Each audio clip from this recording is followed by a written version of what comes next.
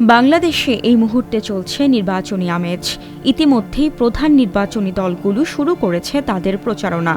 এবারের নির্বাচনে বৈষম্য বিরোধী ছাত্র আন্দোলন ও জাতীয় নাগরিক কমিটি কর্তৃক প্রতিষ্ঠিত জাতীয় নাগরিক পার্টি জামায়াতের সাথে জোট বেঁধে ভোটে লড়বেন।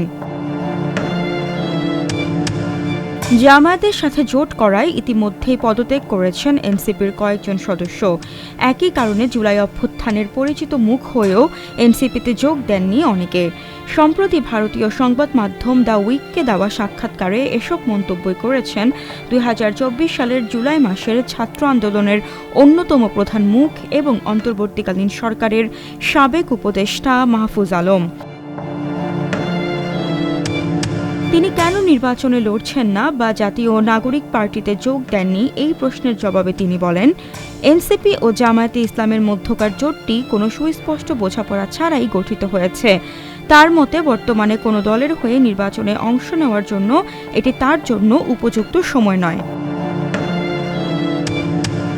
তিনি জামায়াতে ইসলামীকে আওয়ামী লীগের অল্টার ইগো বা একে অপরের পরিপূরক হিসাবে দেখেন। মাহফুজ আলমের ধারণা, এদের মধ্যে একটি দল থাকলে অন্যটি থাকবেই, তাই এই দুই দলের মধ্যে মৌলিক কোনো পরিবর্তন না এলে তাদের গ্রহণ করা তার জন্য কঠিন। তিনি আগামী ১২ ফেব্রুয়ারির আসন্ন নির্বাচন এবং বাংলাদেশের বর্তমান রাজনৈতিক পরিস্থিতি নিয়ে গভীর হতাশা প্রকাশ করেছেন। পুরনো রাজনৈতিক ব্যবস্থা নতুন রূপে ফিরে আসার চেষ্টা করছে, যা পরিবর্তন প্রক্রিয়াকে বাধাগ্রস্ত করছে বলেও তিনি অভিযোগ করেন। ডেস্ক রিপোর্ট, আজকের পত্রিকা।